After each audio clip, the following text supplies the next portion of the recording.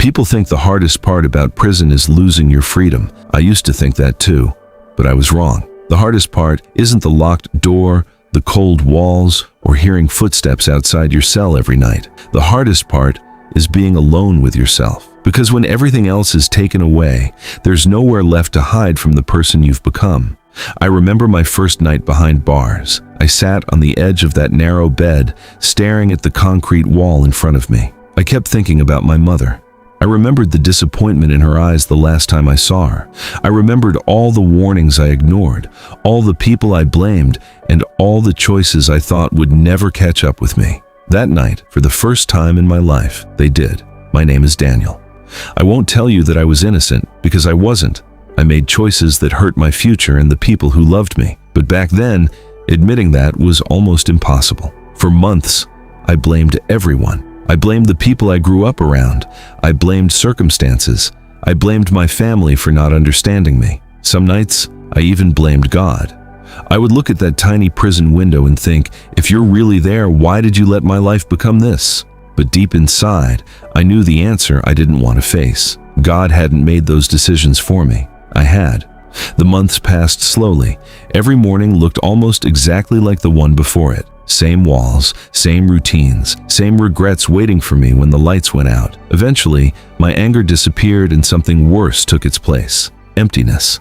I started believing that maybe this was all I deserved. Maybe one terrible chapter had already decided the ending of my entire story. I stopped imagining a future because I couldn't see one worth imagining. And then something happened that seemed completely insignificant at the time. There was an old Bible in our cell. I don't know exactly who left it there. It had probably passed through the hands of more prisoners than I could count. Its cover was scratched, several pages were folded, and someone had underlined verses throughout it. I'd looked at that Bible dozens of times without touching it. Religion wasn't for someone like me, I thought. God was for good people. People who had families they hadn't disappointed. People who hadn't wasted years of their lives making stupid decisions. Certainly not me. Then one night I couldn't sleep. The cell was quiet, and my thoughts were louder than usual. I reached over, picked up that Bible, and opened it. Not because I suddenly believed, not because I expected a miracle. I opened it because I had run out of places to look for hope. At first, I read without understanding much, but night after night, I kept returning to it. I read about people who failed, people who ran from God, people who made terrible decisions, people who were ashamed of their past. Yet somehow, God continued working through broken people. That surprised me. The Bible I had spent my life avoiding wasn't filled only with perfect people. It was filled with people who desperately needed grace. Then one night, I came across words from Jesus that stopped me. If the Son sets you free, you will be free indeed. I almost laughed when I read them. Free? I was sitting behind a locked steel door. I couldn't even decide when I wanted to walk outside, but I kept thinking about those words. And slowly, I began to understand. Maybe Jesus was talking about a freedom nobody outside those walls had ever taught me about. Because the truth was, I had been a prisoner long before I entered prison. Anger controlled me. Pride controlled me. Other people's opinions controlled me. My mistakes controlled me. And now guilt had become another prison I carried inside myself. The door to my cell could eventually open, but if those things still controlled my heart, would I really be free?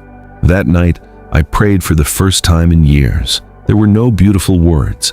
I simply said, Jesus, I don't know if you still want someone like me, but if you do, I need you.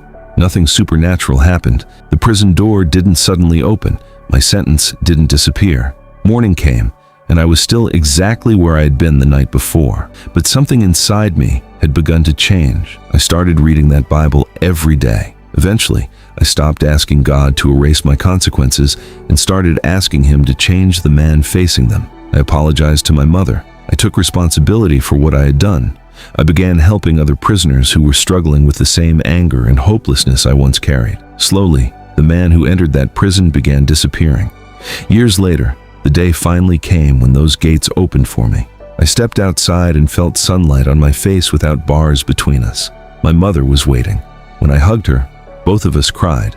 But standing there, I realized something I'll never forget. That wasn't the day I became free. I had become free years earlier, inside a locked cell, with an old Bible resting in my hands. So if your past makes you believe God could never want you, remember my story. Jesus never told me that my mistakes didn't matter. He taught me that my mistakes didn't have to become my identity. I couldn't rewrite yesterday, but through him, yesterday no longer had to write tomorrow. Sometimes God doesn't immediately remove the walls around you. Sometimes he begins by breaking the chains within you. I entered prison believing my life was over. I walked out knowing Jesus had only just begun changing it.